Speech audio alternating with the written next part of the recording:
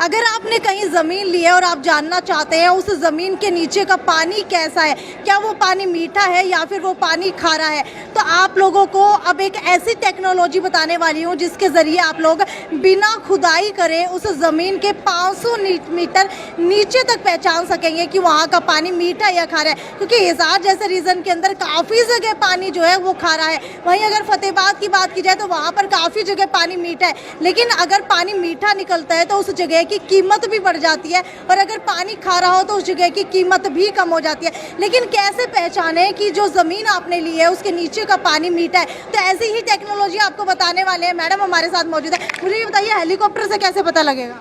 इसे हम हेलीबोन सर्वे बोलते हैं। इसमें हम मैपिंग करेंगे अर्थ सरफेस की, और with the help of this helicopter हमारे यहाँ पर इसके साथ हम अटैच करते हैं ट्रांसमीटर और रिसीवर कॉइल्स होती हैं, और एक मैग्नेटिक कंपोनेंट भी होता है जिससे कि मैग्नेटिक फील्ड भी मेजर की जाती है।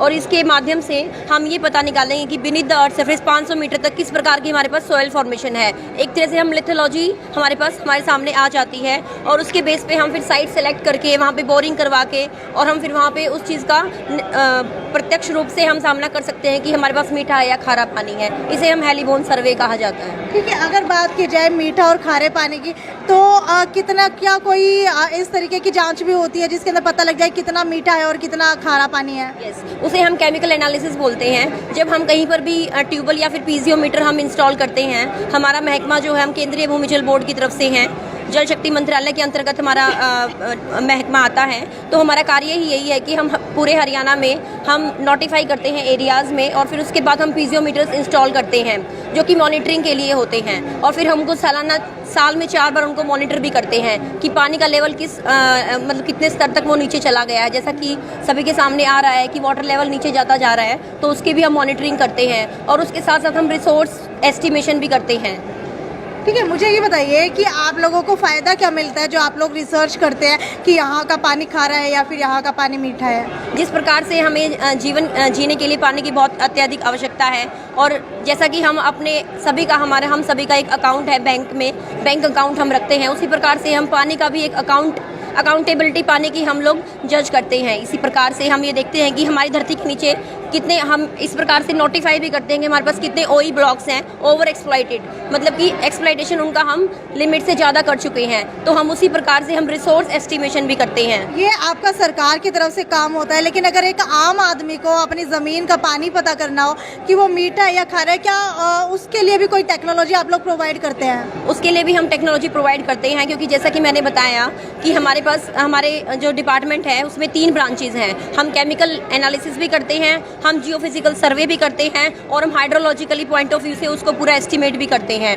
तो इस प्रकार से जो हमारे पास हमारी 3 ब्रांचेज हैं, तो हम एक तरह से धरती के नीचे जो भूजल है, भूजल की पूरी स्थिति हम सभी के सामने लाते हैं। हमारी वेबसाइट के ऊपर हम प्रॉपरली ब्लॉक वाइज, आप अपने किसी भी ब्लॉक का भी आप अपना पूरा मुआयना कर सकते हैं। हम अपनी सालाना और ईयर में 2 बार हम अपनी रिपोर्ट्स उसमें डालते हैं, अपडेट भी करते रहते हैं ताकि आम जन को ये सुविधा मिल सके। लेकिन अब आपको एक ऐसी टेक्नोलॉजी दिखाने वाली हूँ जिसके ज़रिए आपको पता लग जाएगा कि ज़मीन का पानी आखिरकार कितना नीचे चला गया। सर मुझे ये बताइए, ये एक जो है मॉडल आपने बनाया हुआ है, इसके ज़रिए कैसे पता चलेगा?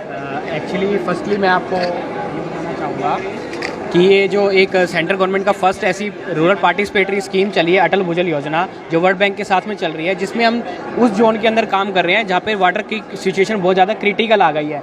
हम इसकी हेल्प से जो है गांव वालों को बताते हैं कि आज से 20 साल पहले जो है ग्राउंड वाटर की सिनेरियो क्या था, जो 10 से 15 फीट पे भी पानी अवेलेबल था हम लोगों के पास, और हमने उसके बाद में जो एग्रीकल्चर या अदर यूज़ के अंदर जो एक्सेस यूज़ किया है ग्राउंड वाटर का, जो हमारे हरियाणा का एक मेजर रिसोर्स था, उसका ओवर एक्सप्लोटेशन करने के बाद आज हम इस सिचुएशन में आ गए हैं कि आज हम 300 से 400 500 फीट तक चले गए हैं, और उसके अंदर हमारे पास जो है फर्स्ट लेयर बिल्कुल खाली हो चुकी है। बिल्कुल, आपको बताती हूँ कि पिछले ज़माने के अंदर जब कुएं आप लोग लगाया करते थे, तो कुआं आप लोग देख सकते हैं, जब यहाँ पर बाल्टी नीचे जाया करती थी तो तीसरे लेवल के ऊपर पानी मिल जाता था। लेकिन अब जहाँ कुआं लगाया जाता है वहाँ पर आप लोग देख सकते हैं बिल्कुल वाइट कलर इसलिए दिखाया गया क्योंकि यहाँ पर कोई पानी नहीं मिल रहा। 1 2 3 4 5 6 7 बाद 8वीं लेयर जा करके जो है 8 सतह नीचे ये पानी आपको मिलता है, और वो भी आप लोग देख सकते हैं वो भी नीचे तक नहीं पहुंच पाया है अगर हम लोग ऊपर से लेकर के कोई भी चीज़ नापने के लिए यहाँ पर डालते हैं। अच्छा, मुझे ये बताइए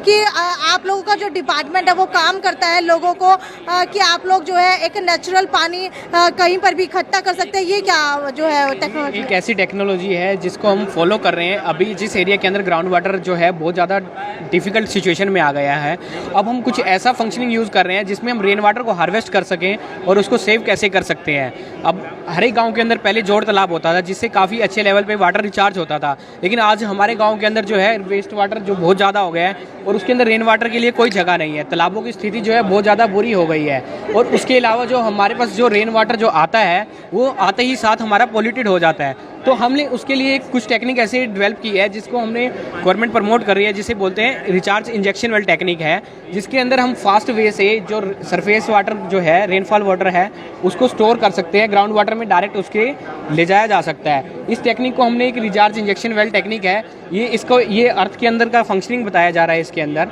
जो है ये एक सिल टैंक होता है जिसमें रेन वाटर जब आता है 5 से 10 mm के बाद जब रेनफॉल होता है, पहली रेनफॉल का वाटर इसके अंदर स्टोर हो जाता है। उसके बाद जो एक्सेस वाटर होता है इसके अंदर फिल्टर सिस्टम लगे होते हैं जिसमें कार्बन फिल्टर है और वी वायर स्क्रीन होती है।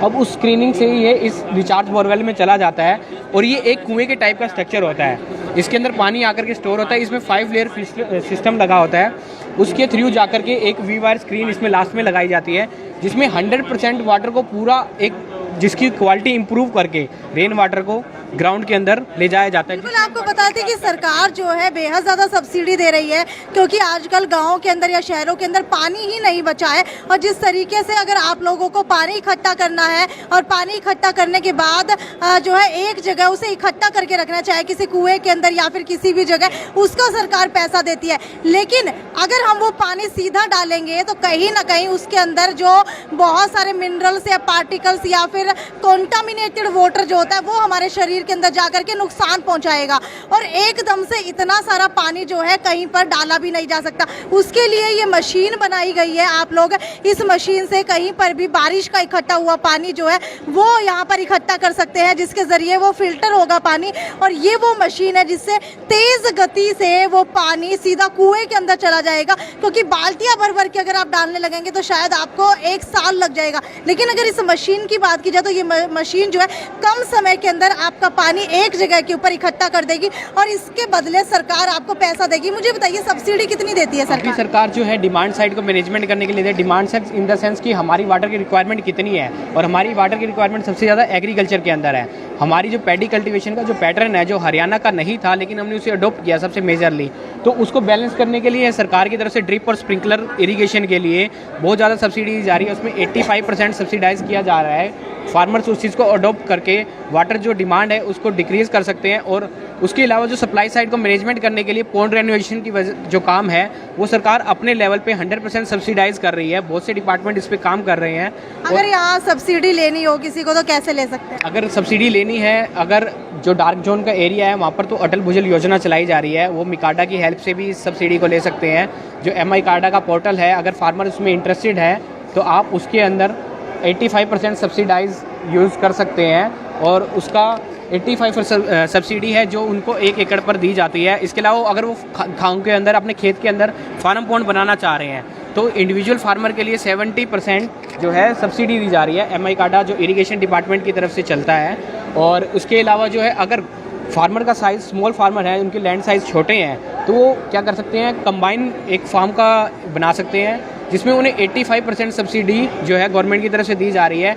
उसमें 5 एकड़ का उनका एक क्राइटेरिया होता है, 5 से 6 फार्मर जो उसे मिल करके फुलफिल करें तो उन्हें एक 55 और 60 का एक पॉन्ड बनाने के लिए गवर्नमेंट की तरफ से सब्सिडाइज दिया जाता है। आपको बता देते हैं ये डिपार्टमेंट है central ground water board, ministry of जल शक्ति, गवर्नमेंट ऑफ इंडिया। यहाँ से अगर आप लोगों को भी अपने गांव के अंदर, अपने शहर के अंदर कहीं पर भी पानी प्रिजर्व करना है, पानी इकट्ठा करके रखना है, तो उसके ऊपर सरकार बेहद ज़्यादा अच्छी सब्सिडी दे रही है ताकि हमारा जो पानी है वो काफ़ी सालों तक बचा करके रखा जा सके। वीडियो को ज़्यादा से ज़्यादा शेयर करते रहिए, और क्या आपको इसकी पहले इन्फॉर्मेशन थी वो भी नीचे कॉमेंट सेक्शन के अंदर लिखना ना भूलें। यदि साक्षी सोनी की रिपोर्ट, आगे भी आपको इसी तरीके से टेक्नोलॉजी से रूबरू करवाते रहेंगे। वीडियो को शेयर करना ना भूलें। नमस्कार।